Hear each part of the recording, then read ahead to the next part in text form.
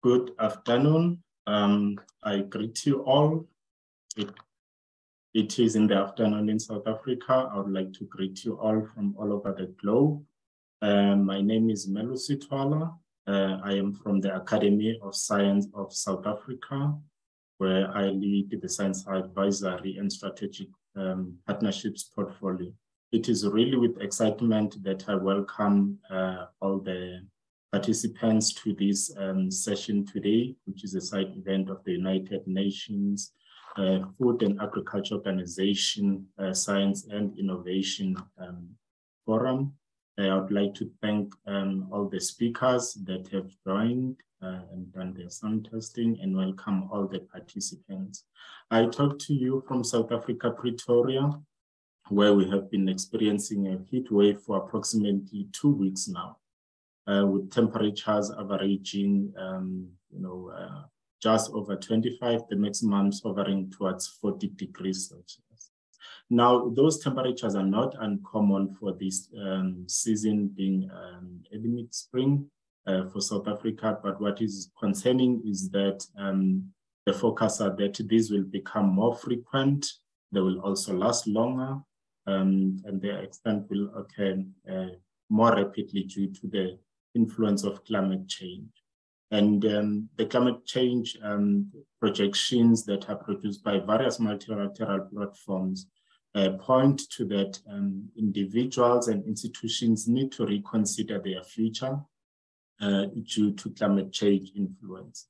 And amongst the resources that we need to think strategically and carefully about in terms of the future in climate change is food as a resource, because that talks into our basic science.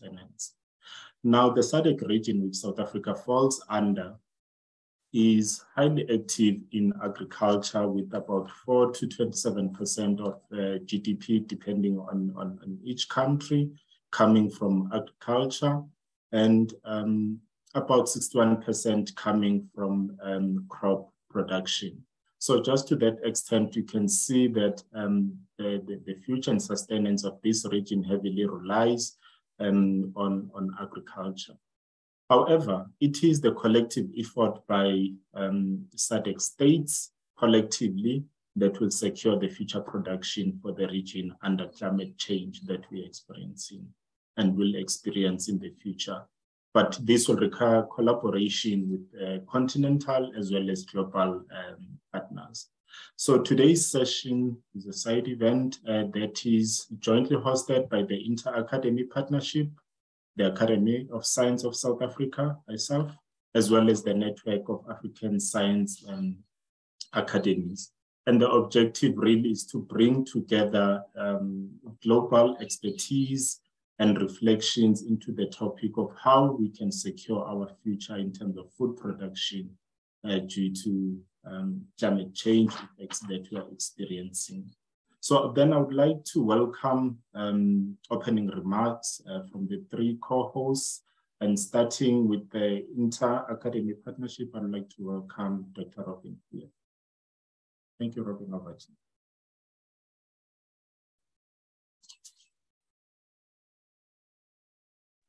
Please unmute. Oh. Prof. Walter, kindly unmute.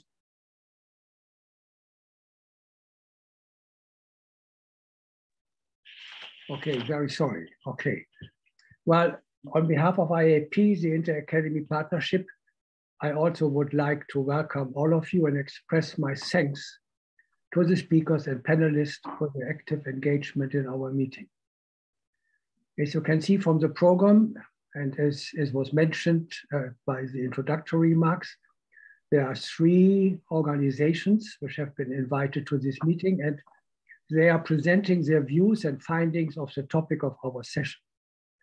What is IAP? IAP is a global network of academies representing more than 150 academies of science, medicine, and engineering, which have formed regional networks in Europe, Africa, Asia, and the Americas. These 4 regional networks are at the core of what IAP does. They come up with ideas for science-based advice to society policymaking.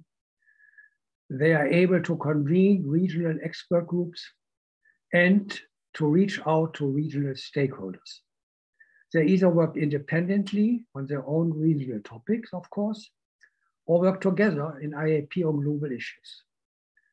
Since one of the IAP objectives is giving advice to policymakers on issues which address global challenges, we have carried out recently 2 global major projects. One on food and nutrition security and agriculture, and another one on climate change and health.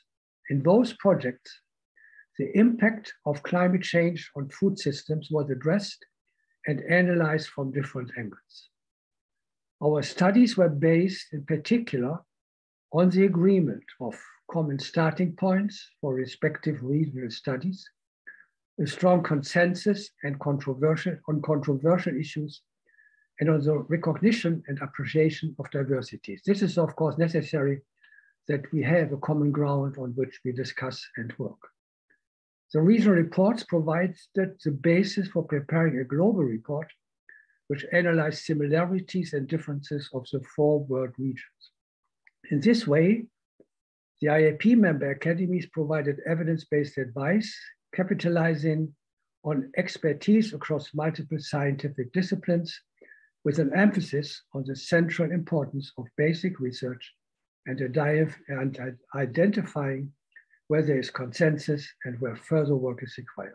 In our session now today, the invited speakers will present and discuss our observations and findings of their region and discuss the challenges and opportunities for possible solution. I really hope we will have not only interesting presentation, but also nice discussion with all of you who are participating. Thank you very much. Thanks a lot for the intro, Volker. Very much welcome. Now we'll hand over to ASSAf, and then we request Prof. Himmler Studio from ASSAf to take over for the opening remarks. Thank you. Thank you, Dr. Twala, and greetings one and all from wherever in the world you may be joining us. It is indeed a great privilege for the Academy of Science of South Africa, the only national academy in South Africa, to be part and parcel of this very important meeting. As a national academy, we are also members of NASAC, and we are proud to raise the flag to promote regional activities.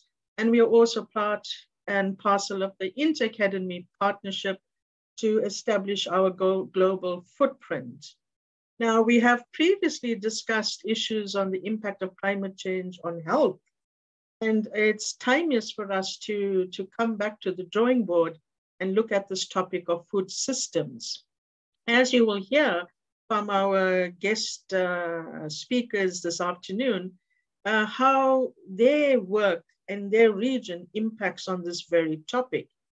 I'm also pleased to say that earlier this morning, I had the privilege of interviewing our Director General from the Department of Science and Innovation. And it is clear to me from discussions with him that there are lots of investment of using the research we glean from the academic sectors and research throughout the country, and that intersectionality of this information across the national grid to farmers, both in the formal and informal sectors. I think this is an important advancement because in the past, information was just kept in little towers.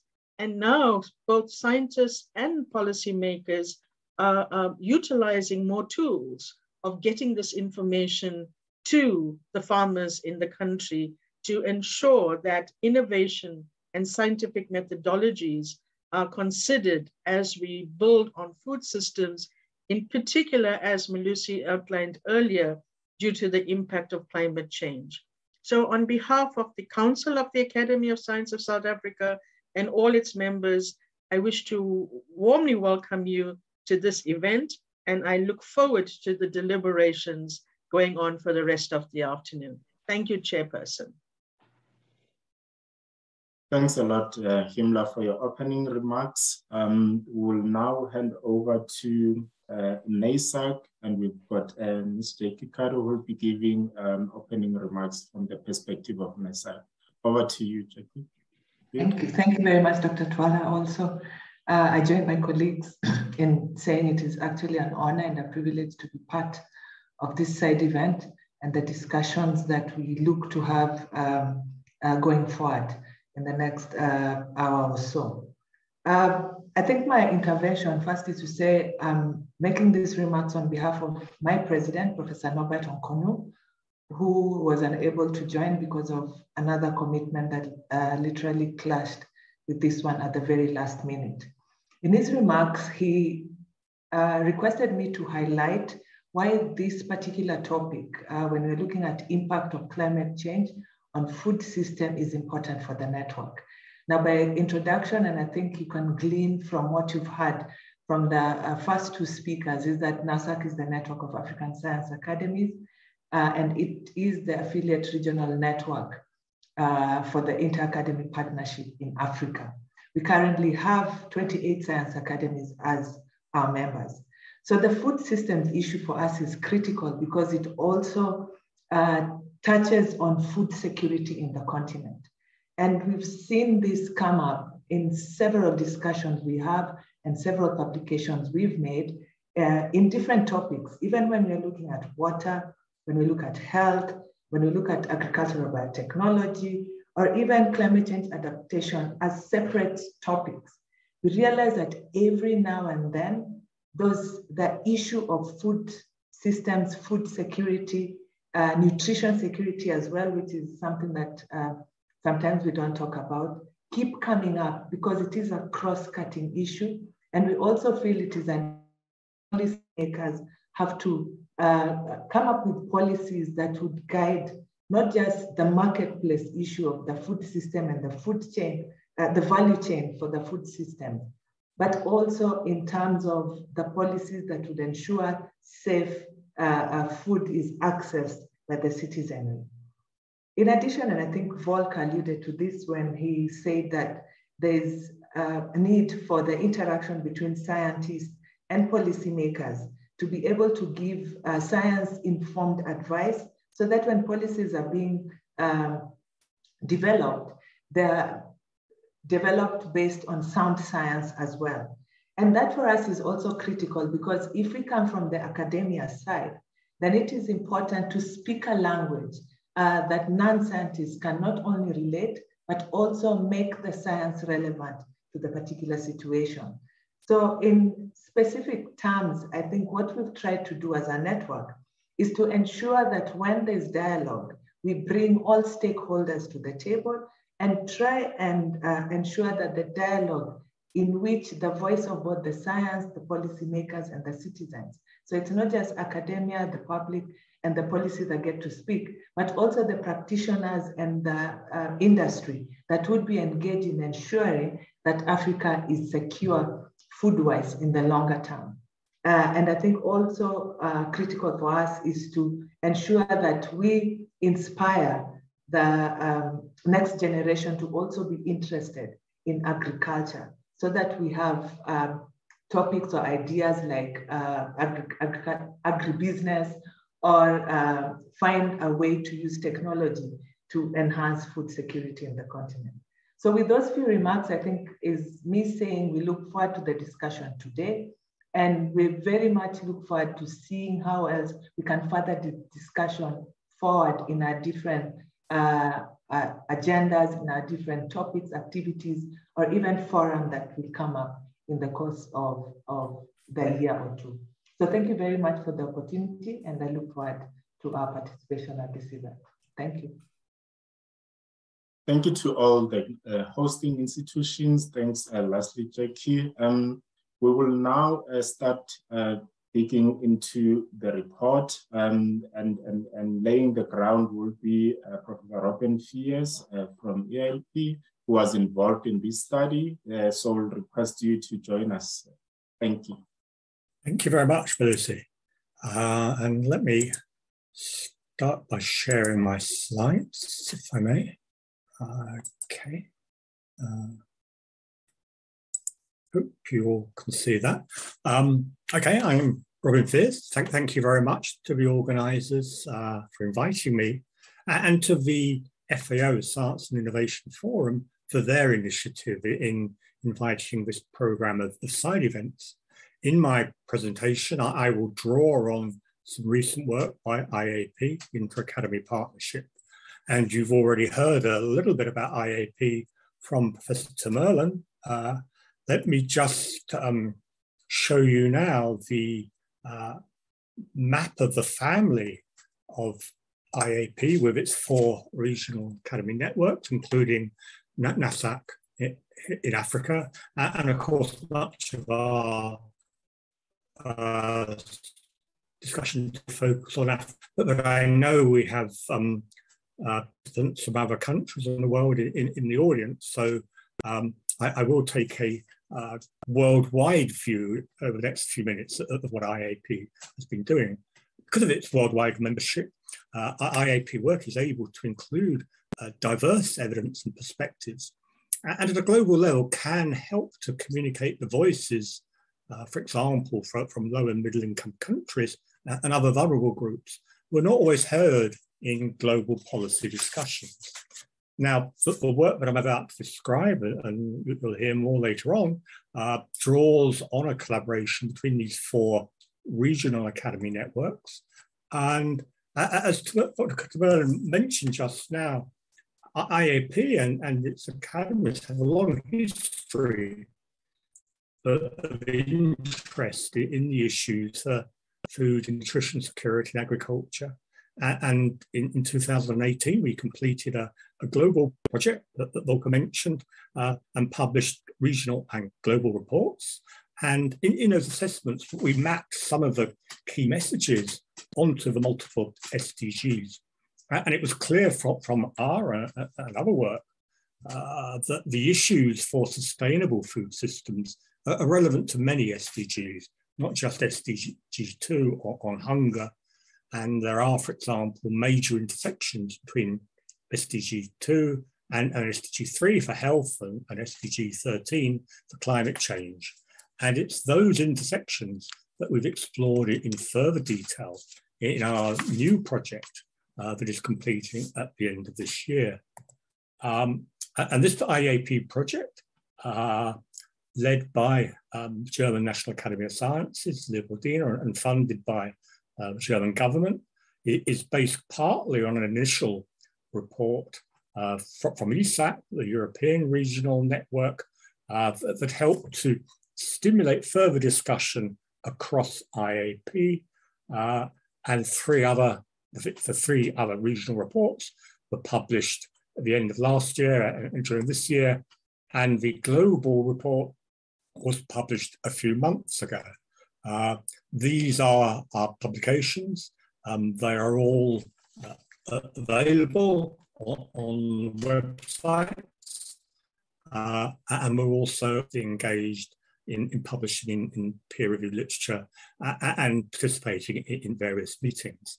As I say, my overview will take a global perspective, but you will hear a lot more, particularly about the work in Africa in the next few presentations. Okay, in our reports, collectively, we emphasize that there are multiple interlinked pathways whereby climate change affects human health, physical and mental. These may be direct pathways, for example, high temperature, direct paths mediated by societal factors such as migration and declining labour productivity, or indirect pathways mediated by ecosystems, particularly food and nutrition security. That's the focus of today's workshop. Now, while everybody, of course, is at risk of the adverse effects on physical and mental health, vulnerable populations suffer the most and are a key focal point in our work. Looking at some of the evidence, we characterize a number of the impacts of climate change on agriculture and elsewhere in food systems. And these adverse impacts can be ascribed to, for example, changes in temperature, precipitation, plant and pest and pathogen distribution, for example. The effects, of course, are not uniform around the world, but the adverse effects are projected to worsen. In this slide on the right, be seen that the projections of reduction in crop yield by 2050 will be worse in the southern parts of the world. It might seem that some of the countries in the further north may even gain from climate change. But there are a lot of factors that we need to take into account. So although somewhat warmer temperatures in Northern Europe, for example, might increase yield, so however, there may be increasing pests and diseases which will affect that yield. So it's a complex picture. But overall, when we look at all of the literature, the consensus is that there will be a reduction in crop yield. And the problem is not just cereals. There are already and will be declining yields of fruit and vegetables. And even within those crops, there are declining nutrient content of minerals and vitamins in the fruit and vegetables. So it's a multifactorial problem. At the same time, agriculture and other steps involved in food systems themselves contribute significantly to greenhouse gas production and therefore to climate change. So the challenge in policy and in practice is to combine action to develop climate resilient food systems and at the same time reduce the contribution by those food systems to greenhouse gas production. How would these twin objectives be realized? Well, science can help. As I say, the objective is to both develop climate resilience and to mitigate greenhouse gas production. We can use science both to support mitigation, reduction of greenhouse gases, and adaptation, that is responding to the climate change that can't be mitigated. So some of the mitigation practices in agriculture involve reducing waste, improving agronomic practices, and you'll hear more about these, I hope, and changing diets to reduce the greenhouse gas emissions associated with agriculture. And this last point is particularly noteworthy because it is possible both to bring benefits to the climate through reducing greenhouse gases and also bring health benefits to those populations who are undergoing the change in diet. One of the examples that's often discussed worldwide is a reduction in red meat consumption and dairy in those groups around the world who are perhaps currently eating too much meat and dairy. And certainly this is an issue that's been considered in many ways, but of course it's important to at the same time protect vulnerable groups who may already be low in nutrient intakes in certain respects. So it's certainly not a uniform solution that can be applied to everyone. In terms of adaptation opportunities, there are significant advances arising from research in agriculture and elsewhere in food systems that you will hear about later on. One example is improved crop breeding for resistance both to heat stress and to pests and pathogens, and I'll come back to that in a moment. But also let me emphasize the importance of social sciences research in order to understand and then guide behavior, whether that's the consumer, the farmer, or the food industry. As Jackie mentioned just now, it's not only the scientific community who must be involved in these discussions and decisions, everybody must be involved and potentially change behaviours. Spend 1 minute on the biosciences, however. This slide was taken from work that IAP contributed last year to the UN Food Systems Summit, describing a range of scientific advances that had potential to improve sustainable food systems. And I don't have time to go through this in any detail. Let me just mention the final bullet again, the improved breeding of plants and livestock.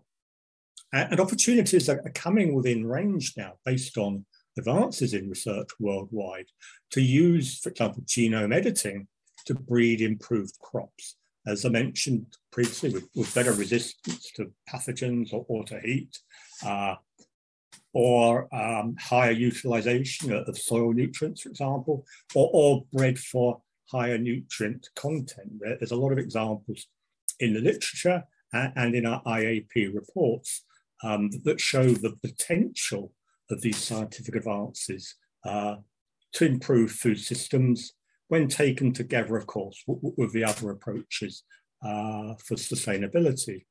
However, the point I want to make is that using these advances in biosciences requires not just progress in research, but also the reform of regulatory frameworks that sometimes can act as an obstacle to innovation. For example, as this map shows, there's considerable variation worldwide in how the modern technique of genome editing is regulated. A number of countries, particularly, for example, in Europe, still regulate genome editing as if the products were GMOs, and that they do differ from being GMOs. Other regulatory systems, for example, some of them in the Americas, are using more modern science-based frameworks. And this variation in regulatory authorization worldwide is a problem and is important because it deters free trade and potentially the development of improved crop varieties, and has negative consequences for innovation and for scientific research. We need to do better in ensuring that scientific research can be captured in innovation. My last slide comes back to the IAP global report and some of our general recommendations to policymakers and to other stakeholders, really describing some of the responsibilities that academies and others in the scientific community have to contribute to show that the evidence that's already available should be used now to address these urgent issues. Secondly, to advise on how to fill specific knowledge gaps, and at the same time as doing that, to reform the current research enterprise worldwide so it becomes more balanced in terms of geographical representation and capitalizing on resources that are available in all of our countries. Also, of course, ensuring that the research is connected with innovation, and that innovation is implemented and evaluated and scaled up appropriate. To emphasize the issue of the health priorities, health is connected to climate and food, and at all levels of governance, national, regional, and global. So I'll stop there and thank you very much for your time. Thank you, Dr. Pierce, for giving us the overview of the whole study there. The study is publicly available, so the report can be downloaded, and the various ones that are related to that can be downloaded by anyone. You highlighted just three things, being, rainfall patterns that are changing, the temperature and pest management as being amongst the key ones that the report looks into. So thanks just for flagging that. But to advance the discussion now, we're going to be inviting further presentations, and I request that my panelists tries to stick to time so that we allow enough time for the engagements during the Q&A session. And our next speaker is Dr. Amma ASSAf, who will also be giving a presentation. Over to you, Dr. Amma. Thank you. And so I'm Amma Ethel. I am community health physician specialist, and I also have been part of the IPCC, and I'm an AG and I'm a negotiator for climate change. And so it shows how the InterAcademy of Sciences is really serious about bringing us all together. My presentation will be looking at bringing information from both of the IAP reports on food security and also a little bit on health and climate change. My slide is somehow not moving. Okay, so this one is just to say that climate change, of course, is happening in Africa, and it has all kinds of projections on food security, as well as health and other areas, sectors. It will definitely also impact on our food. For example, by 2080, it's said that 30% of maize growing areas and over 60% of bean growing areas will shift and grow entirely different crops. It will also affect livestock. But let's just turn more now onto the food security and food systems issues. So current assessments of the food supply in Africa reflects the fragile state of food security at the national and continental levels. Many African famines are not only the result of shocks such as the onset of conflict or a severe production failure, but partly a consequence of inadequate developmental policies and processes failure. This is compounded by a projected increase in population of about 2.5% by 2050, and also increased urbanization in Africa. Despite the positive improvements in agricultural production in recent decades, food insecurity and malnutrition are still rife in Africa. This illustrates the point that increasing production alone will not necessarily address food insecurity and malnutrition at the scale necessary to bring about a reduction in the levels of food insecurity and malnutrition. Food access, affordability, and utilization, though improved over the past 20 years, still remain suboptimal. A far broader development approach is needed supported by innovations in STI. This will require interventions that build and strengthen the gaps in STI in Africa. So you see that the plot thickens with climate change and projections of extreme events like storms, droughts, floods, increasing crop failures, malnutrition deficiency in foods, and all the uncertainties. This is compounded by indirect health effects like malnutrition, both undernutrition and more than enough for some people who have had more than enough, leading to obesity. Nutrition and health problems definitely will remain a challenge in Africa's future. Increasing malnutrition rates, stunted growth, and impaired cognitive development has been projected to occur among young children by 2050. If there's a warming of about 1.2 to 1.7 degrees Celsius by 2050, the proportion of the population that is undernourished will also increase by 20 to 90%, depending on where you are at in Africa. Proportion of severely stunted children, which was estimated at 12 to 20% in 2010, is projected to decrease by 40% without climate change and by only 10% with climate change. Further, the children are prone to infectious diseases, including cholera, measles, and also malnutrient deficiencies. Obesity and non-communicable disease are at the other end of the double-edged sword. So population is forced to resort either to imported energy-dense food or to locally produced unhealthy diets in the face of climate change and other disasters. And this change in dietary patterns may put some over 100 million Africans at risk of non-communicable diseases and cardiovascular diseases, including stroke, which is particularly fatal under the rising heat conditions. So after we have put a face to the issues of food security.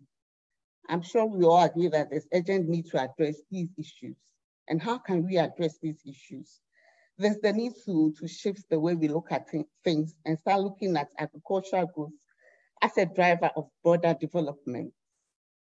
And so the studies have shown that we have to approach this as a developmental issue and look at it as a transdisciplinary issue. So we need to bring everybody on board. Agricultural transformation is essential for Africa to achieve the continental SDG targets, and also not only for food security, but also for nutrition and for also the SDGs generally. So, sorry, I missed to move. So how can we, what are the priority areas that we need to look at for action? There's the need for strong political commitment informed by scientific evidence. And then we need to look at agriculture and food system efficiency. How can we improve it in Africa? Our farming systems, how can we make them resilient to climate change and other disasters? Food system efficiency. We can not only look at the food systems without looking at human health and well-being. We need to look at it holistically, and then ensure that food is safe, and then we reduce the wastage in the production cycle, food production cycle. And this all needs to be supported by an improvement in human capacity.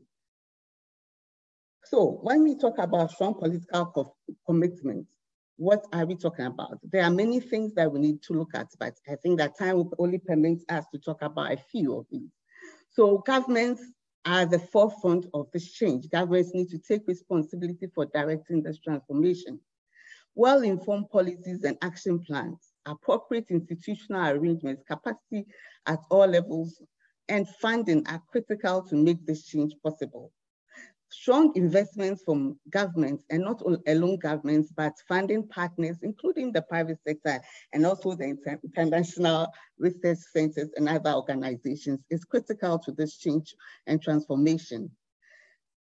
We have been talking about transdisciplinary approach. Multi-sectoral platforms are needed to be put in place to address the low investment, the issues of brain drain, and then especially investment duplication efforts. Critical to this, as we said, is the need for science and technology. So we need to advance ICT to support the multi-sectoral big data platforms with the necessary capacity. It's very critical. And ICT should be at the center, helping us to monitor and evaluate the policies and programs that we are putting in place and making sure that we meet our objectives in a timely manner. So how do we plan to improve the food efficiency? It is essential and critical that we ensure quality and sustainable supply of seed and vegetative propagation materials and underutilized foods, and increase the production of these foods so that they are made available to all, and so that people can have those new products to improve the nutrition and the quality of food available. More investment is needed to collect and categorize orphan crops and wild populations, which can become critical new food and nutritious foods in the face of climate change and other disasters. It's very important that we make advances in appropriate modern technologies, including biotechnology and biosciences, so that we can have timely and efficient management of biotic and abiotic factors that limit agricultural production and nutrition. We cannot belabor the fact of the importance of applying modern breeding technologies that can improve and enhance the diversity of indigenous and underutilized foods in Africa, as well as of the critical issue of reducing Africa's largely unmechanized farming issue, so that we can improve equality and free up women's time in particular. So we have said that we need to improve or build resilience in the face of climate change. And to do this, we need a whole host of things, looking at the crops that may not even exist again because of climate change, or crops that have to be more resistant. And then we need, in the face of all this, we need to improve mixed farming systems and that will help us to improve food productivity and the prospects for smallholder livelihoods and environmental protection. Stakeholders need to work together to improve resilient farm systems through climate smart agricultural approaches, and supportive public policies are critical for this change. These policies need to be supported by adequate research and development. It is critical that we have qualified extension staff put in place, and knowledge and technology transfer on a large scale is critical. Getting this information into the hands of African farmers through ICT applications is critical. Food system efficiency cannot be looked at alone, but you need to look also at human health and well-being. And for this, it's critical that STI research can promote diversification of nutritious foods, processing to extend shelf life and make healthy foods easier to prepare with improved storage, etc. We also need to look critically to consider current changes in demand, predict future demand changes, and shape Africa's food systems in ways that will provide nutritious food to all. We need to address the challenges of limitations of water and power supplies to be able to address these issues. Funding, increased funding cannot be overstated. Funding for more research, for fortification and enrichment of to increase nutritional value of commonly consumed food is critical to help fight against some of the nutritional deficiencies that we've been talking about, which will increase with climate change. We need to improve the bioavailability of nutrients for absorption and metabolism. And this is critical because we have told you about the projections of malnutrition. Harnessing inherent properties of indigenous knowledge and food is needed. And food safety and waste reduction can be overemphasized, looking at developing technologies, strengthening and enforcing agriculture, empowering farmers, especially to monitor and control the spread of diseases, bringing digitized information to them at their own farm level, and stepping up the enforcement of minimum quality standards in food products through innovative cost-sharing practices is critical. We cannot belabor the importance of building human capacity to strengthen infrastructure. African academic institutions must work to develop food security at all levels. There's a need for increased efforts to ensure well-trained extension services are available, and critical, and I think what's mentioned by Jackie, is the fact that we need to provide support and incentives to stakeholders that helps them to mentor youth and bring them into the sector and empower the youth with appropriate skills and mainstream gender considerations in food and nutrition security. I'll stop here and maybe the questions will bring in more issues. Thank you very much.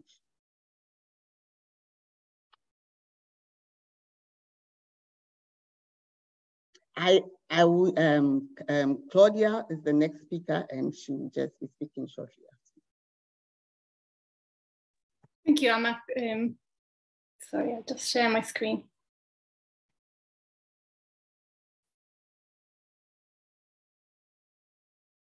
This is visible to everybody? Yes. Hello, good afternoon, everybody. Thank you. My name is Claudia Canales, and I would like to start by thanking the organizers of this event for inviting me.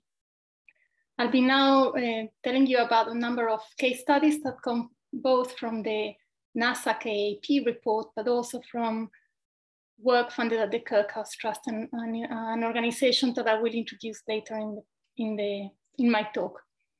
So this is the introduction. I will go very briefly because everything has been said already. There is a very strong link between climate change, food systems, and health.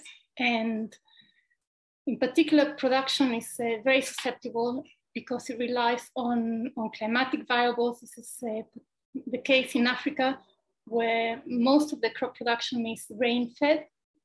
And also, because the sector provides a livelihood to about half of the population and is economically very important, this increases the susceptibility and means that climate change can affect the food and nutrition security of the continent.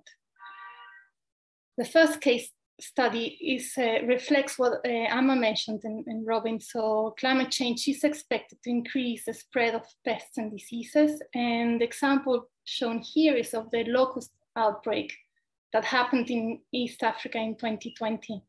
So this was due to changing climatic conditions, very wet weather before the outbreak, and locusts reproduce exponentially. They migrate very long distance and destroy crops along the way. Just to give an indication, 1 kilometer square swarm eats about the same food as 35,000 people. This slide shows the evolution of the outbreak. So there were few foci in 2018, but by 2020, it was a full outbreak and was compromising livelihoods and could have led to a very difficult situation, famine, but it was contained. So this illustrates the importance of international cooperation and how critical it is to mobilize resources. And as Alma mentioned, this requires the governments to commit to these problems. The operations were coordinated by the FAO, and they raised by 2020, 243 million, which meant that the outbreak was controlled by the end of that year, and West Africa was spared from the invasion. I also want to mention that 2020 was the year where the COVID-19 pandemic started, and also one year where East Africa experienced very severe floods. So the farmers in the region and people were experiencing a number of very severe challenges and stresses at the same time, which is becoming more the norm. The second case study is the need for climate services for agriculture and also for other sectors, but adapting to climate change requires a better understanding of the specific hazards that populations will experience at the different levels, so local, regional, and national.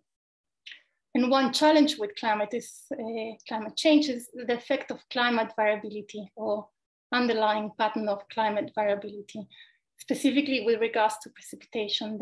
The graph shown here shows that in Morocco and Sahel, there have been some years where rainfall was relatively high and other years where the rainfall was very poor. And it also shows that between the 70s and the 80s, there's a clear change, and there are many more years that are experiencing drought. So climate services is the information needed by farmers and users to improve decision makers so that they can minimize risks. And it's important to note that the perception of farmers on climate change are not always aligned with the historical records. And this is because of what I mentioned already, that they experience many stresses at the same time. So it is difficult for people to assign an effect to an individual stress. It is clear that there is a need to strengthen the database of weather, because there is a current lack of high resolution data. This is an important research priority. And it is also important to remember that the co-creation of climate information with farmers is very important. And this is because they do not give necessarily an objective account of what has happened, but their point of view provides an indication of the vulnerabilities they experience and also of the key barriers to adaptation. Most climate services have focused on precipitation, which is understandable, but there is a requirement to focus much more on heat stress, because it will have and already has an impact on crop production, but also will affect the ability of farmers to work safely outdoors and on the hottest parts of the day. And I now move to the two last case studies. These are from research funded by the Kirkhouse Trust, an organization I work for. It is a UK-based charity founded in the year 2000 by Ed Sutton. And the aim of KT is to provide long-term support to African scientists working in African institutions to improve legumes using molecular biology tools. There are 4 key pillars to the work funded. 2 which focus on common bean and cowpea, aim to improve these crops. The 3rd stream is set to look at the potential of a number of lesser used legumes for climate change adaptation. And then there is a focus on capacity building. So the idea is that scientists in Africa have the resources to do the work in their own institutions. So part of the support provided is for the setup of molecular biology laboratories, and we also make sure those are kept funded and with the reagents. So the panel here shows our colleagues in Ghana when they received the last consignment of molecular biology reagents. And the map shows the countries where we currently have projects. So the next case study is on the improvement of common bean and cowpea for major constraints to production in the countries. So for cowpea, the focus was initially striga, a parasitic weed, which is very important in West Africa. But since then, there's been a move so that also improving the varieties for resistance to insects. As the middle panel here shows aphids, to other weeds, Alectris shown here, and to diseases. The focus on common bean has been to develop varieties that are resistant to a number of diseases at the same time, important diseases, mostly in East Africa, and the diseases are shown here. I move now to the last case study, which is improving the genetic diversity of production for adaptation to climate change. We've seen similar maps to this one before already today. This indicates the areas of the world that will be most susceptible to climate change in terms of increases in ambient temperature. And as we can see, West Africa and the Sahel will disproportionately feel that they're affected by climate change. And as Amma mentioned, some of the crops that are grown there at the moment will begin to fail increasingly as more often as the temperatures increase. So this project, which is called the Stress Tolerant Orphan Legume STOL project or consortium, focus on a number of legumes that are not very widely cultivated now, but are more resistant to drought and heat. And they include Bambara groundnut. This is an African legume with a center of origin in West Africa, and other crops, which are moth bean, mung bean, horse gram, dolichos, marama bean, and tepary bean. The objective of this set of projects is to identify which varieties of these species have got most potential for climate change adaptation in the Sahel and in West Africa. It was set up as an exchange of materials of germplasm between India and a number of African countries to carry out field trials to see which are the best performing crops and varieties, but also which are the ones that farmers prefer, with the aim of promoting diversity farming systems. So this is a form of insurance. If as a farmer you just grow one crop and you have either a specific pest or disease affecting your crop or changes in the weather, you could lose all. However, if you have a mixture of crops, both in terms of interspecific and intraspecific plants, then some will survive.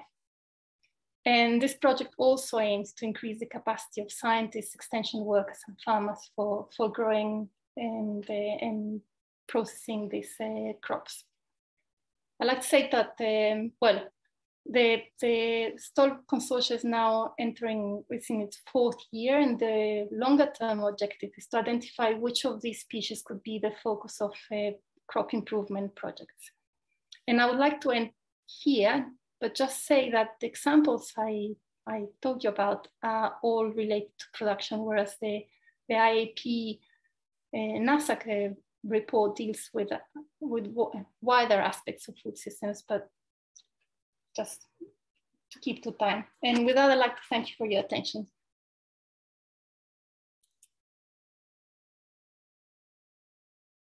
Thank you, Claudia. Thank you for your presentation, well received and well detailed. I would like to thank the 2 live presentations that we've just had. Our next presentation will be a pre-recorded presentation from Professor Ndiko Ludidi from the University of Cape Town. Nadia, are we ready to run with that? Hi, everybody. My name is Ndiko Ludidi from the University of the Western Cape. I will be talking to you today about the impact of climate change on crop production, food security and nutrition security in South Africa. So just as a start, I think it is important for us to realize that over the past few years, there has been an increase in hunger in South Africa. And this is exacerbated by the fact that is happening hand in hand with increased levels of poverty in the country. So if one looks at what undernourishment levels were back in 2002, which was about 4%, compared to last year, 2021, the hunger levels undernourishment levels have increased to about 7%. This may seem like small numbers, but if you consider the fact that South Africa has a population of approximately 60 million people, then this translates to just over 4 million people that are suffering undernourishment. South Africa as a country generally is faced with what we can regard as moderate hunger. But this is moderate hunger in terms of countrywide levels of hunger. There are hotspots where this goes up to alarming hunger or extremely alarming hunger. So fact of the matter is South Africa is faced with a serious problem when it comes to malnutrition. Just gonna use my pointer here to highlight the fact that generally sub-Saharan Africa has very worrying levels of hunger. We are still lucky in South Africa in the sense that that is regarded as moderate hunger rather than what you see, for example, in the Horn of Africa where there is extremely alarming hunger. And if we were to look closely at the trend, back in 2018, the prevalence of undernutrition in South Africa was 6.5%, and that has been decreasing all the way until 2004. And from 2004, undernourishment started to increase again. And as I said, currently, we've gone up to above pre-2018 levels. So something is happening in terms of negative impact on nourishment in the country, and somehow we need to deal with this. And I think it is important to note that climate change has already and will continue to negatively impact food security in the country. And one of the factors that will contribute to this is changes in rainfall patterns. If one looks at what is predicted in terms of precipitation patterns and therefore the level of rainfall globally, one can see that in general, there will be a decrease in precipitation. So in the next few decades, you can see in Southern Africa, the color is more towards the red than towards the blue, where the blue, well, the green and the blue represents wet conditions, while the red, purple colors represent dryness, so severe drought, essentially. So you can see that in the next few decades, much of South Africa is in the red, meaning we will experience more severe droughts. And when that is taken together with the fact that predictions already show that there will be higher incidences of heat waves, if you combine that with high incidence and high intensities of drought, then that translates to negative impact on crop production. And of course, human beings and animals depend on crops for their calorie intake and for their nutrition. And therefore, this translates to negative impact on food security. This is just a summary of what is thought will happen as a result of climate change. Globally, I'm not going to talk about those effects, but I'll focus more on Africa, which reflects, in essence, what would happen in South Africa as well. So we will have negative impacts on water resources because we'll experience water scarcity. And of course, we already are a water limited country because we are in a semi-arid region in Africa. So more impact on water availability would occur as a result of climate change. And of course, the prediction also is that we will have negative impact as a result of climate change on crop production. And the same goes with impact on livestock and health and productivity, livestock health and productivity as well. Now, what is very, very worrying is the fact that these if you look at these negative impacts, right here you can see that the chances or the confidence that climate change would have either a high or very high negative impact or a medium impact when it comes to crop production or agriculture.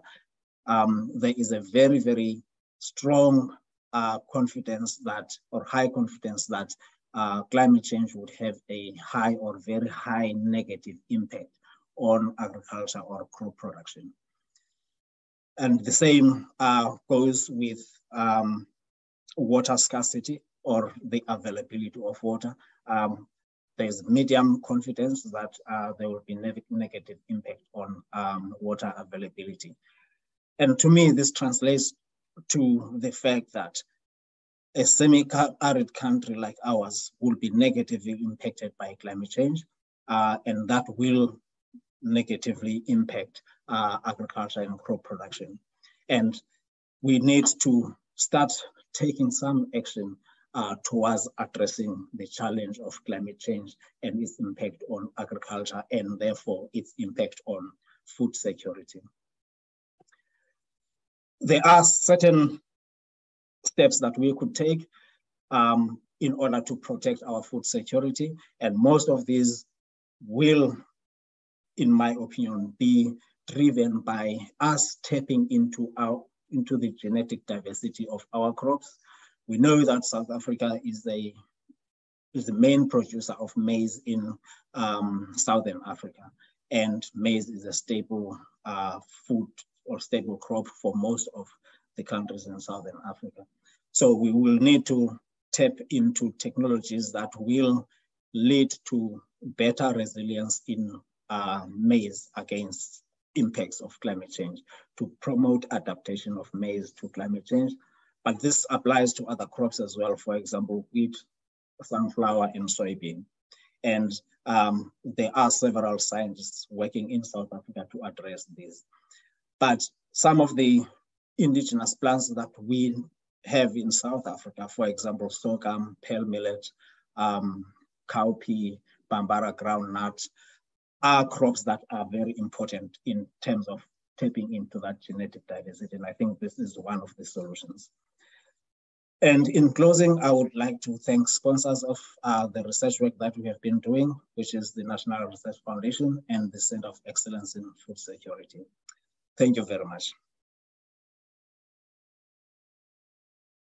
I would like to thank the three presenters that have just given us the detailed presentations with respect to the African context around climate change. Although the last presenter was a pre-recorded one, he will still be available to take the questions when we go through to the Q&A session. And before we get to that, I would like to thank Dr. Myself for the presentation, which was the first one, and then the second one was Dr. Claudia Canales I would like, before we get into the Q&A, which will be facilitated by Jackie, I would just like to request and remind our participants that they can start posting their questions in the Q&A. Obviously, during the Q&A session, there will be an opportunity for interaction, but if in case we run out of time, we wouldn't like to leave anybody's question or comment behind. So I do encourage that we start posting already in the Q&A box. And we will now be requesting responding panelists, and also to them, just as a comment up front, that I would like to remind all our panelists that we are now slightly behind of time. So we'll just request that their responses, be kind of brief. But I can see that our first respondent, Prof. Annette Jambak, is ready to over to you. Thank you very much. Good afternoon from Zagreb, from Croatia. It is a pleasure to be here.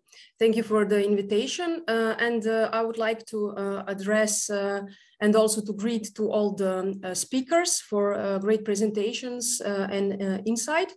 What is really important and what is necessary to stress that research and development and also innovations definitely should be in line with Sustainable Development Goals and Agenda 2030. What is the most important is to address food security and food safety. This is priority.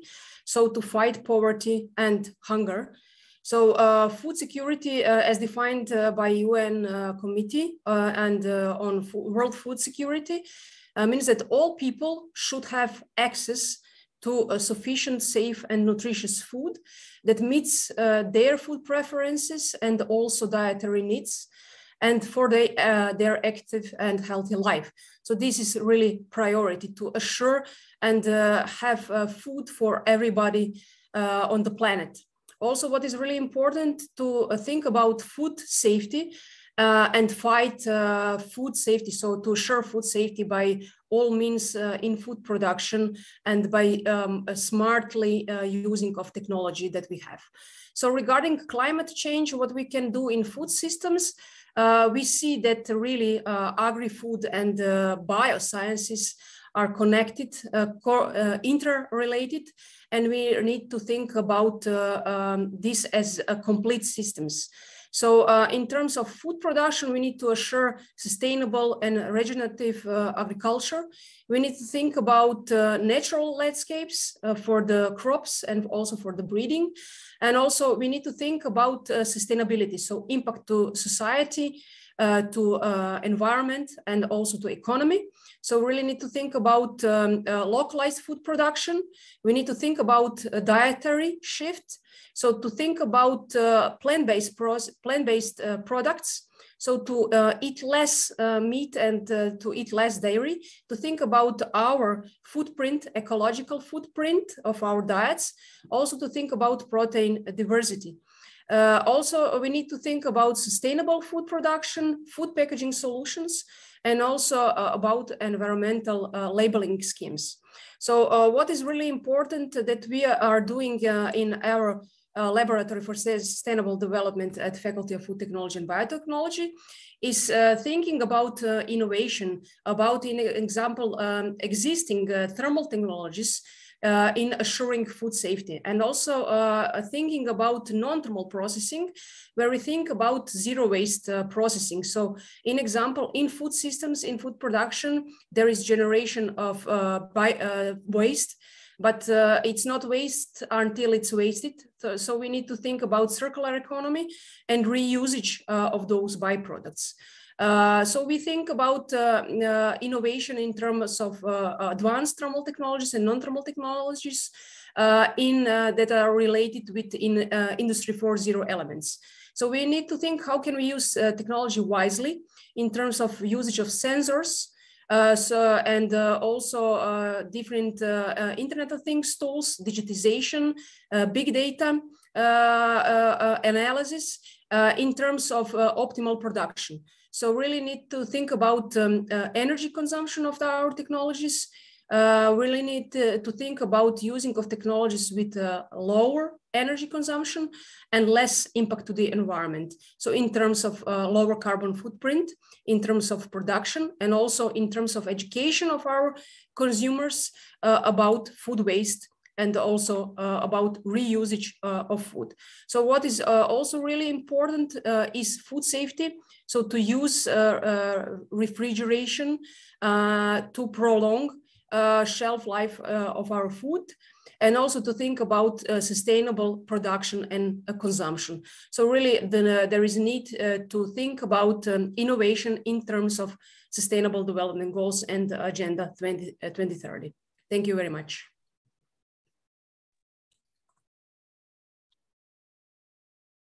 Thank you, Professor Jambrak. We'll now be handing over to Prof. Chibuke Udenikwe. Over to you, sir, for your responses. Okay, thank you very much. Can you hear me clearly? Yes. Okay, that's great.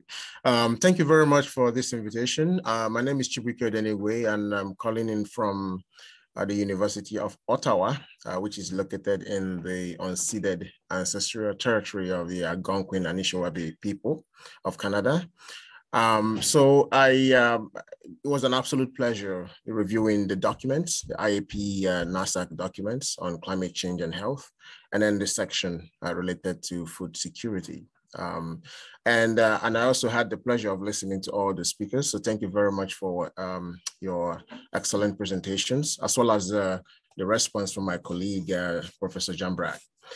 So I will add a few points to what she already mentioned. Most of the presentation was focused on food production. But Annette had already also talked about the impact of climate change and vice versa on not just food production, but the other aspect of the food value chain, which is the processing and consumption. So food systems definitely contributes to climate change, as we already said, but it's particularly important to look at the phases of food production. So we have the land use, production, processing, distribution, consumption, and end of life. And if you look at it, there are different contributions of these different sectors in the food system. But if you look in Africa, you notice that most of the effect comes from the land-based and waste emissions. And I'm going to focus my perspectives on this aspect. The impact of food systems on climate change and food systems has already been highlighted, so I'm not going to talk too much about that. But one thing I want to mention particularly is that apart from yield, there is an effect on the quality of the food in terms of nutritional composition. So already existing data showing that climate change affects the amount of proteins, also the amount of micronutrients like zinc and iron present in food. And this is particularly important because it contributes negatively in realizing some of the goals in SDG 2, which is primarily focused on micronutrient deficiency, mitigating micronutrient deficiency in susceptible populations. So now going into the mitigation and adaptation strategies for Africa, I feel like there is need in implementing these reports or policies or recommendations in these reports. There is need to prioritize the biggest contributors to climate change, in terms of the food system, because when we're able to address the food system's effect on the climate, invariably we're also reducing the impact of climate change on the food system. And if you look at the biggest contributors, you see that 17% of the greenhouse gas emissions, part of the agricultural and food system contributions, comes from enteric fermentation, and that is in animal agriculture. So this need and recommendation to prioritize plant-based food and reduce animal-based food is actually very significant. And then the next one would be in the end of life of the products, which is a waste generation. As you see in Africa, we have a lot of post-harvest losses, and then sometimes also loss at the consumer level. To reduce this 9% greenhouse gas contribution from this sector, it's important, like Annette already mentioned, to enhance a circular agri-food system, be able to valorize products. And this can happen at the industry level, but it's also important that we try to see how we can implement this at the consumer level. And then the third point is about localizing the approach to these solutions. So if you look at the transport, packaging, processing, and retail sectors, each of these sectors contributes about 5% to the greenhouse gas emissions in Africa. And then that's part of the energy and industry sector of the food value chain. If we're able to increase access to food and reduce transportation and distribution of food, we'll be able to solve this problem. And that part of it is actually also increasing the consumption of locally available options that have very, very low contribution to the carbon footprint.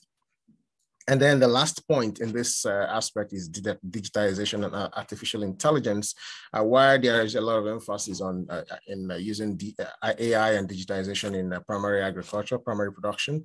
There's very little emphasis on post-harvest processing and also looking at the other later part of the value chain. So if we're able to enhance this, that can help reduce waste, increase efficiency in resource utilization, reduce energy inputs into the system, and thereby helping actualize these goals. Just briefly in the next 1 minute, now talking about adaptation strategies. What I realized from the report and these presentations today is that the emphasis was mostly on agricultural innovation, the use of gene editing tools, for instance, to generate drought-resistant high-yield varieties of crops. But also it's important to prioritize practical STIs in Africa, especially in resource-poor countries. And this includes, and I was happy to see one of the presentations today mentioned the diversifying the diets through the use of nutrient-dense alternatives. And some of them can be adapted to become climate resilient. Often crops, for instance. So if we're able to diversify this, then we reduce the pressure on the staple crops and increase options that could be naturally climate resilient. So finally, implementation is key. So with all these policies and recommendations, without implementation, it's difficult to realize this climate neutral, climate resilient food system in Africa. And some of the things that can be done, apart from government intervention in developing and enforcing policies, government is also needed, and indeed the private sector is also needed to ensure that basic infrastructure is provided, because to implement technology, we need infrastructure, and things as common as power can become a problem, especially in many parts of Africa, constant power supply. In addition to that, tech startups and local entrepreneurs should help drive some of this implementation of these innovations, because there's a lot of emphasis on small-scale farmers adapting technology. But if tech startups and social entrepreneurs come in, that will become a very good collaboration in implementing some of these technologies. Lastly, consumers are encouraged to adjust their lifestyle, because some of these changes are very difficult to achieve without that lifestyle change, because of a very strong cultural aspects of the African community. Lifestyle change is one of the priorities in order to help consumers become receptive of the new technologies and the positive changes. Thank you very much, and I look forward to the discussion. Thanks a lot, Prof. Udenike, for your responses there. We'll now quickly move over to the two colleagues from LSTM. I hope they are ready. Yes, over to you, Vakari. Yeah, thank you very much, the organizers. I am Zachary Ali. I am based at the MRC unit in the Gambia, working closely with partners across the globe. And we have been working for the last 2 years and over, specifically on West Africa and food systems and how diets could be adapted to be more resilient and sustainable over time. I see that most of the presenters had a more global view or a more Africa-focused view. What our work is specifically on West Africa, and we have taken the Gambia as a case country, trying to understand in detail what diets look like and how the diet might look like in the future. We think that having such case studies would also be able to provide some relevant data and information to inform other countries and expand our work to other places, the learnings we have here. I'll just briefly talk about what we have found so far. A key component of what we are doing is we have involved stakeholders right from the start, trying to understand what the needs are, what could be done, what is acceptable. It's very important. I saw that Robin also made a case like that, and Amma and Claudia made a point about involving farmers. They are on the ground. Sometimes we overlook what farmers can actually contribute, because they would eventually be the people implementing the strategies we bring on board. So we bring all these people, farmers, other stakeholders who have a stake in implementing the evidence we bring. I just want to also mention a key study we did recently, which I think most of the presenters have not gone more details into how diets relate to health and sustainability. Robin mentioned that there is no uniform solution to how diets should change across the globe to be consistent with health and environmental sustainability. What we found in a recent study is that the average diet in the Gambia is less healthy, and it deviates from health and sustainability targets such as the 8 Lancet diet, but it is not high in components that are damaging to the environment as we know it, the livestock products.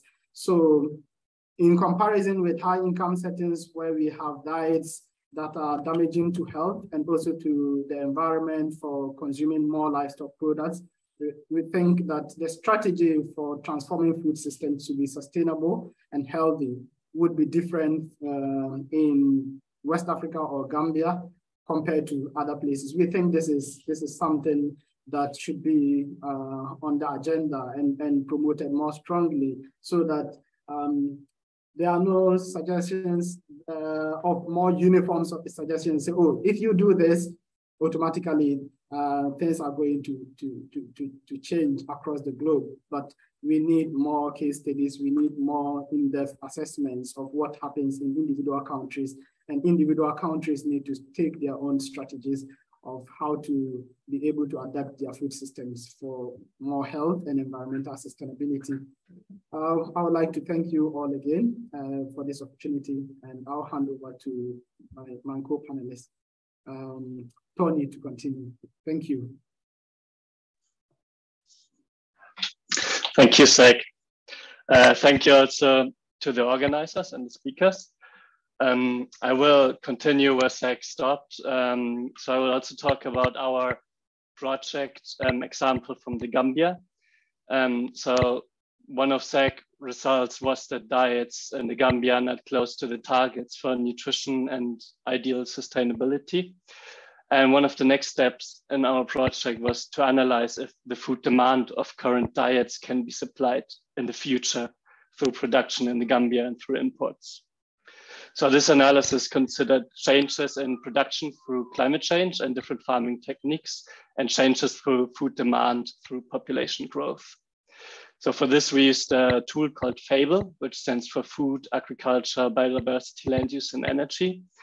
And this tool calculates the potential development of food and land use systems up to 2050. It assumes that changes in food and land use systems are mainly driven by human demand. For example, as population increase and they demand different types of food with increasing incomes, that will change food and land use systems. And this tool also accounts for changes in food supply through climate change impacts, for example. So for this project, we downscaled the tool to focus on the Gambian food system and to understand how food demand might change in the future and what can be actually supplied by the food system. So to do this, we used data from FAO national statistics and also inputs from stakeholders in the Gambia. We ran a workshop with stakeholders from ministries, departments, and NGOs, different research institutes, to present our scenarios for the future of the Gambian food system. And we got feedback on how food production and food demand might change in the future. And our results, our main results, basically showed that the current food system is not sufficient to meet the future diet requirements without increasing imports substantially. So domestic food production in the Gambia is insufficient for several food groups, and this shortage was greatest for cereals. But we also showed that domestic production can increase substantially through climate smart agriculture and intensification of agriculture through more fertilizer and irrigation. But under any scenario, imports needed to be increased to fill the gaps in food supply. So I think this example showed that the demand through growing population, which is a topic that Emma also mentioned, which is also an important topic in other regions, needs to be considered when finding solutions for the future to meet food demand. The results, they account for the current diets, but in the future, we also want to look to different diets for the Gambia. For example, we want to look if healthy diets can be achieved or if that's even more difficult in the future. And I think this example shows how important it is to look at the whole food system to find priorities to adapt to the future, to climate change and changing demands. But also to understand that a variety of measures is needed.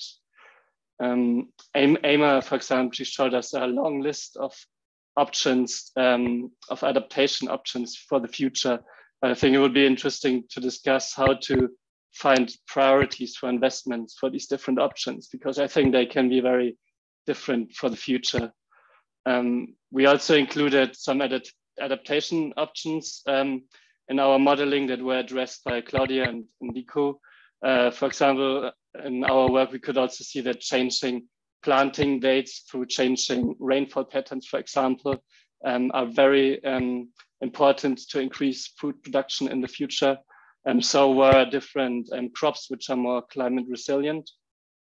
But another issue which didn't came up that much was that stakeholders especially discussed in our workshop very strongly that there's a need to increase fertilizer in the future because the fertility of the soil is very low right now in the Gambia, and the availability of fertilizer is unfortunately also very low.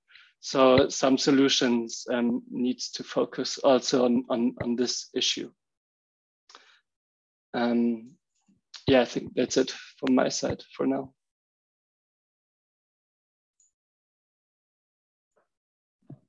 Okay, thank you. I think, thanks, Tony, and thanks, Ali, for your presentation. I think I can take over because we ran into the Q&A session immediately after your presentation.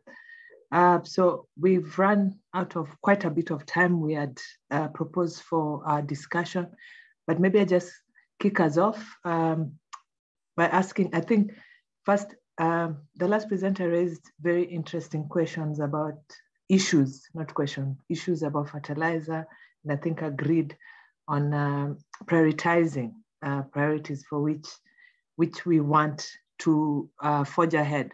I think the biggest question usually when you enter that space of discussion is the benefits or the merits or demerits of organic fertilizers versus synthetic fertilizers.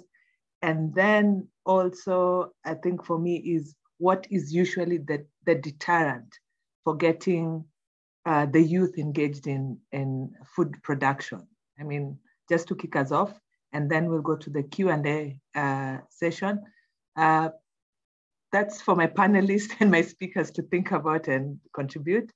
Maybe I just also highlight something that also my colleagues have been highlighting. Please put your questions in the Q&A session. We'll also try and have an interactive session after the first round of interactions with our panelists. And then we'll also give a chance for you, our audience, to be able to speak audibly, I mean verbally, to verbalize your questions from the Q&A by just raising your hand. So maybe we could start with Tony. What do you think about that? Because you are the last speaker on that, and then we just get one round of introductory remarks. Thank you. Yeah, I think that's so the issue about synthetic versus organic fertilizer is a big issue, which was also discussed a lot in our workshop. And there were different sides. One side preferred more organic fertilizer, the other side preferred more artificial fertilizer because some people thought it's more efficient, it's easier. Increasing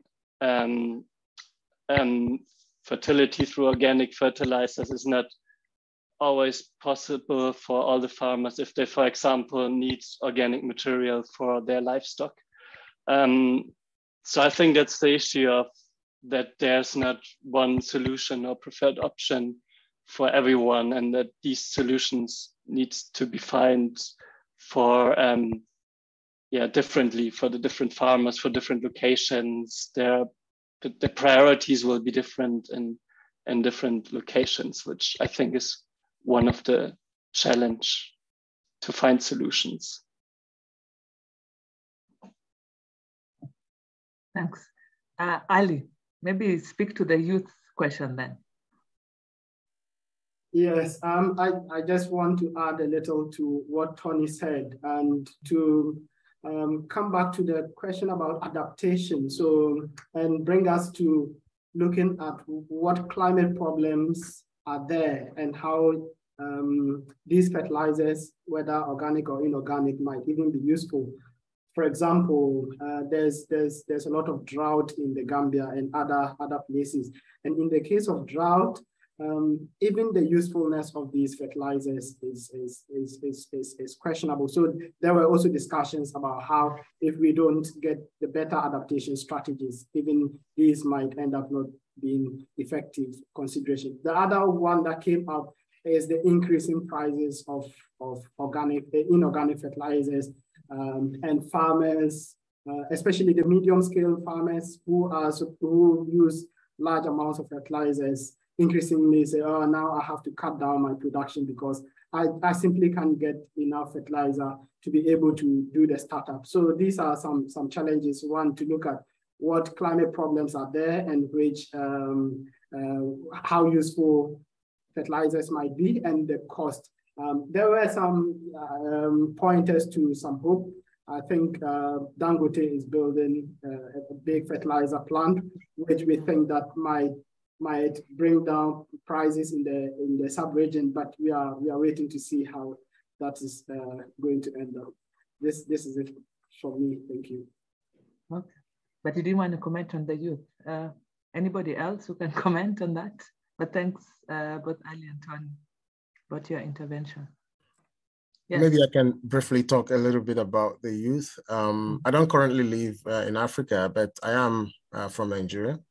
And from lived experience, and also the experience of people in my family and community, I realized that the hesitance, in terms of youth participation in agriculture or the agri-food sector and the food systems in general, is mostly from the historic perception.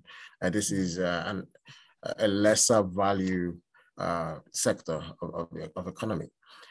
Compared to, say, the medical sector, for instance, the number of people that want to be physicians, or the IT sector, for instance, everybody wants to work with Google and the likes. So you see that there is, very little emphasis, especially within the urban sector, the urban areas, in terms of youth participation in agriculture. And I believe that it's changing because now increasingly we're seeing more young people use technology in agriculture, for instance, or try to bring in agriculture in the urban area.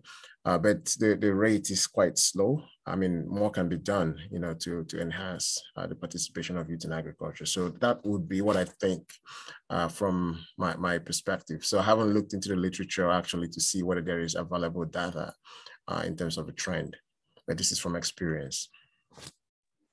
Okay. Thank you. Just to move us along again, and thanks for those opening remarks. I think we had 2 questions in our Q&A session. I don't know if Doria, Nadia, are you able to see raised hands? Would Doria want to verbalize his question? Or do I just... I would be able to see raised hands, and then I can promote them to speak. So I have Dowia and Neva. Do you want to verbalize your questions, or do I just proceed and highlight them? We have Justice Avara with his hand up. Okay, sure. Yes, Justice. Justice, please unmute. There we go. Okay, I can get you. So I'm just going to give a contribution or just highlight a statement concerning organic agriculture and inorganic fertilizers. Okay, I can't say that I'm going to argue which one is the best, but we can evaluate the two basing on if there is a country, you can give a model that if there is a country that has really succeeded by using inorganic farming, solely depending on inorganic farming, then we can say that maybe you give a list and that will tell us more on whether inorganic farming can really give us the yield that we need. Because basing on my opinion, I just see it as more of politics when we say that inorganic really works better than, as much as inorganic has got a lot of, or it might be associated with some other negative or health impacts, maybe, but still it does better. It gives more yield. Yeah. Okay, thanks, Justice, for that contribution, and really nice to have you on the call as well. Yeah, Dowia indicates that his connection is not very good, so maybe I just go right. Justice, you can lower your hand if that's not a new hand. So Dowia's question was around the issue of government. He says, I would like to ask about some governments that are not applying the required consensus, yes, around governments are providing 10% of the GDP, I think usually it is, of the country's budget towards agriculture. And then he had an issue about the UN and then most funding agencies forgetting about the neglected crops, which he thinks that these crops can contribute to addressing climate change. I think that should be, can withstand climate change. So in the view of the presenter, and that is where I lost him because I didn't know which presenter he was referring to, who showed us that until 2050, some areas will face a shift in agriculture. I think, Amma, that was you, I'm not sure, would face a shift in agriculture because of climate change. So in trying to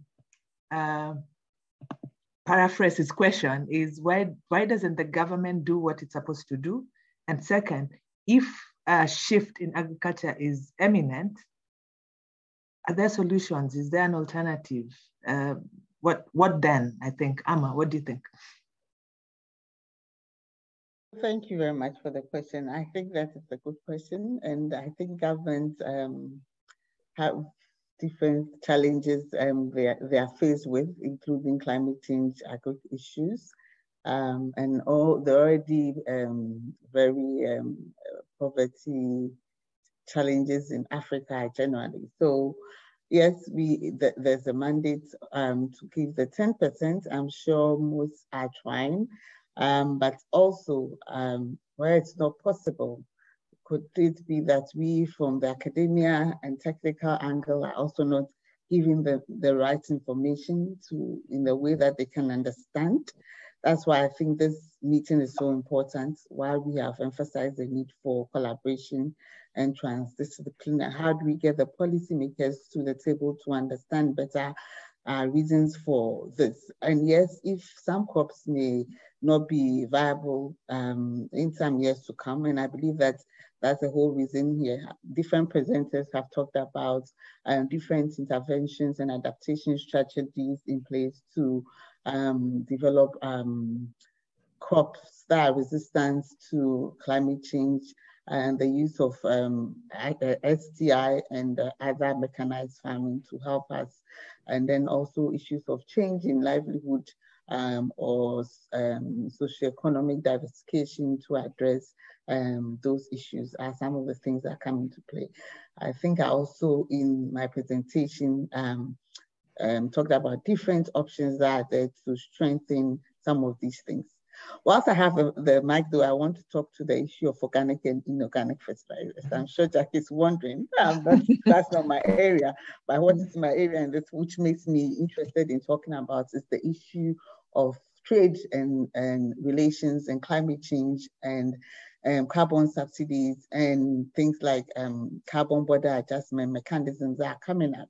I think as we consider food security issues, we already need to think about it because some of the policies around may already start looking into how maybe some kinds of fertilizers may not be cost effective. Because if you use those to plant your crops, you may have more taxes or carbon taxes, etc., to pay. So in our discussions and even elsewhere, I think we need to bring those into play and see how governments, policymakers, academia will address these issues. Thank you. Thanks, Alma. And thanks also for addressing the first question as well. Let me raise the second question. The issue of indigenous animal genetics, and I think Neva Hassan also raised this on the chat, that we seem to propagate crop, the crop aspect of food security and forget the animal aspect of it. And I think he specifically referred to indigenous animal genetics as a resource. Claudia, what do you think about that? It just sounded something that you might be able to tackle. So I agree that the genetic diversity in African livestock is enormous resources. You have many varieties that are adapted to the local conditions and to the local stresses. But I would also argue that you cannot look at crops and animals separately because one of the key bottlenecks for rearing animals is to have high quality feed. And there is also a potential conflict between growing crops for animals and growing crops for humans. So I think that points out that the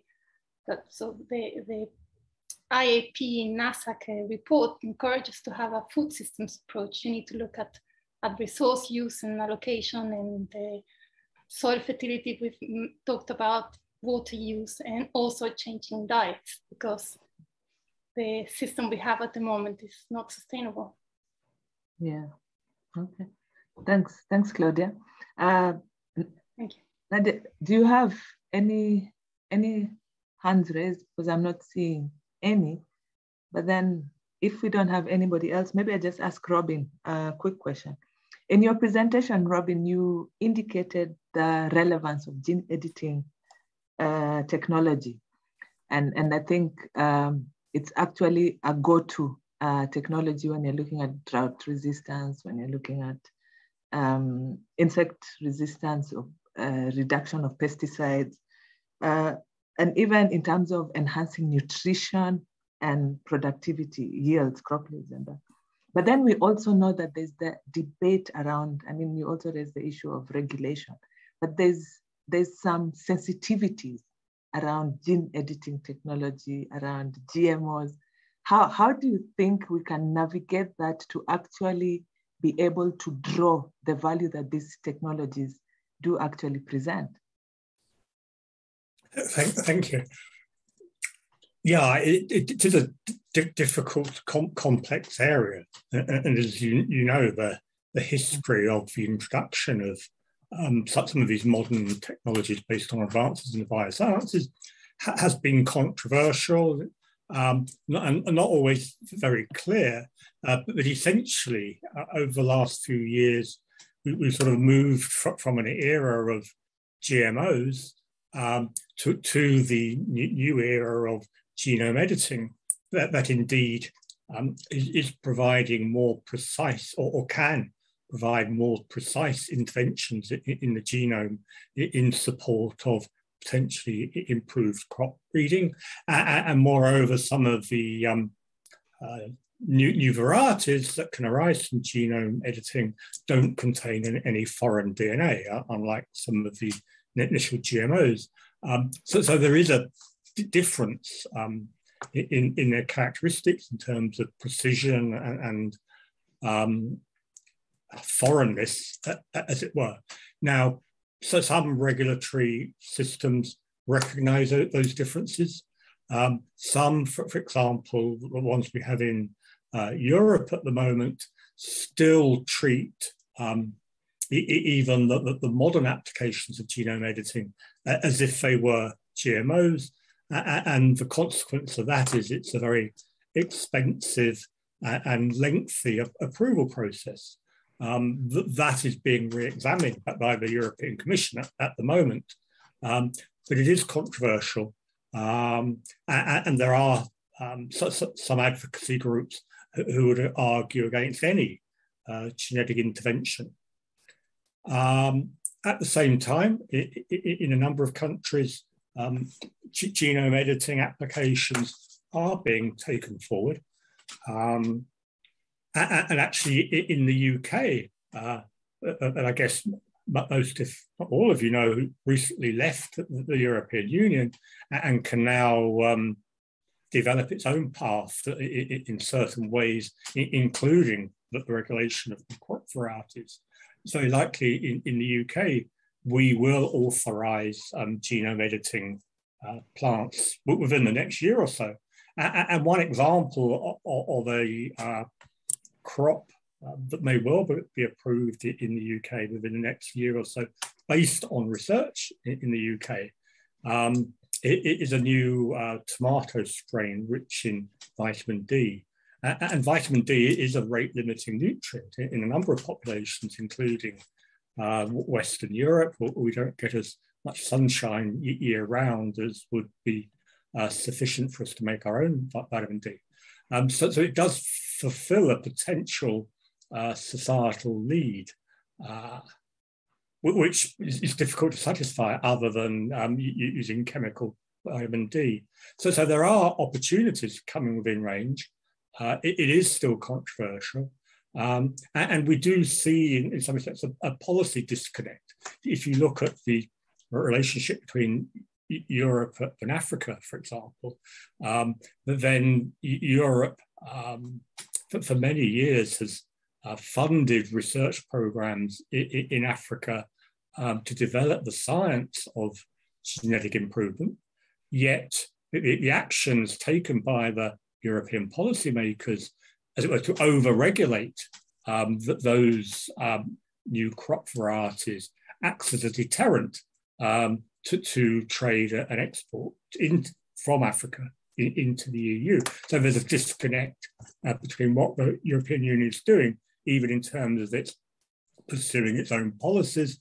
But the worst consequence is that we potentially reduce innovation elsewhere in the world because of the demands made by European policymakers.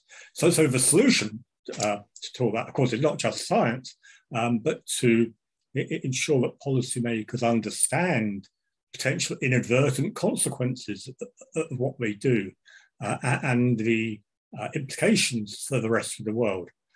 Well, it's kind of easy to say that and harder to do it in practice. But that is one of the challenges for the scientific community in informing policy, to communicate about the inadvertent adverse consequences of particular policy decisions. Okay, yeah, but Robin, do you think, in terms of Africa, do you think GMOs or gene editing, and I think it is the question that Veronica is asking, would be a solution to food insecurity in Africa, or will it just introduce what she calls pollutants into the environment? Well, okay, I mean, it's not the, obviously it's not the universal solution to everything. Yeah. I mean, nothing. So advances in biotechnology have to be taken together with other advances in agricultural food systems. And we've talked about some of those today, use of water, improving soil quality and health, consumer-driven demand, and so on. Biotechnology is only one part of all the approaches that need to be used to transform food systems. I mean, my view is it is a possible part. We need to be able to progress the research and development to a stage where we get a better idea of what contribution it will make, rather than saying, we don't want that research. So let's do the laboratory and field trials to see the potential value under local conditions. So that's a potential benefit. Potential risk, well, I think the experience worldwide on GMOs for 20 years now, really has not demonstrated significant extra risk. And I don't think we should expect that with other, perhaps more precise variants. And the kind of sort of the escape of mutants into the environment, as it is said, I don't, but the evidence shows that is not a significant issue. Thank you. Thanks, Robbie. Rania, you'd put your hand up and then you lowered it. Yeah. Thank you, Jackie. I lowered it in the interest of time, but perhaps we have time for one more question, you think? Sure. We have 3 more minutes, so it's fine. Okay, very good. And hello, everyone. My name is Rania Kosti. I'm the Acting Executive Director for IAP based in Washington, D.C. So excellent presentations and remarks from the speakers and panelists. My question to all of you is what are your views, thoughts about how IAP can help with next steps on this important topic? Are there any high priority issues that IAP, together with its partners, should be addressing? I think we can start with Annette, because she's the one who I haven't spoken to since we started the discussion. Yes, Annette. Yeah, thank you. Yeah, this is really a good question. And you need to think about this 17 Sustainable Development Goals partnership for the goals. So I'm sure that IAP and really all of the academies and research and development agencies, government, should be closely collaborating with each other, especially in terms of these guidance, regulations, how to fight these climate issues and climate change. But as I said before, I think that we need to use technology wisely. So every action and every tool has its advantages and disadvantages. So we really need to use advantages of each action, and also of each, in example, GMO, each gene editing or any kind of aid that we will use in fighting climate change, and also in example using of Industry 4.0 elements, in example technology like computer vision, like drones, climate smart agriculture. So I think that there is a necessity to use advantages of each partner in example. And like in Global Young Academy, we had North-South collaborations and different kind of example of projects that can, in example, collaborate between South and North, and of course use a knowledge that has been, in example, gained to help, in example, researchers or industry partners on every part on the planet. Thank you very much, Annette. Volker, your hand is up. Well, I would advise that each member of IAP Academy should really bring the knowledge we have provided in these documents, the regional document and the global document, to the society in the country, and also to policymakers. Just make sure that the knowledge accumulated is not getting lost, but it is really provided, and this is something where we have a deficit in IAP in the past, and this maybe could be stimulated further. Thanks, Volker. And that's a very good note for me to end this session. And it's true, we need to do a lot more, as opposed to try and get others to do a lot more. So Thank you very much for that, Volker. And with those remarks, I think I want to hand over the floor to Rania, who will give us the closing remarks. Thank you very much. And thank you for your contributions, all of you. Thank you very much, Jackie. That was an excellent discussion. I have the privilege of providing closing remarks for this interesting webinar. First, I want to congratulate the webinar organizers, moderators, speakers, panelists for stimulating contributions and an interactive discussion. We have all benefited from perspectives from diverse research groups and the case studies related to the impacts of climate change on food and nutrition security and health. They were all very robust.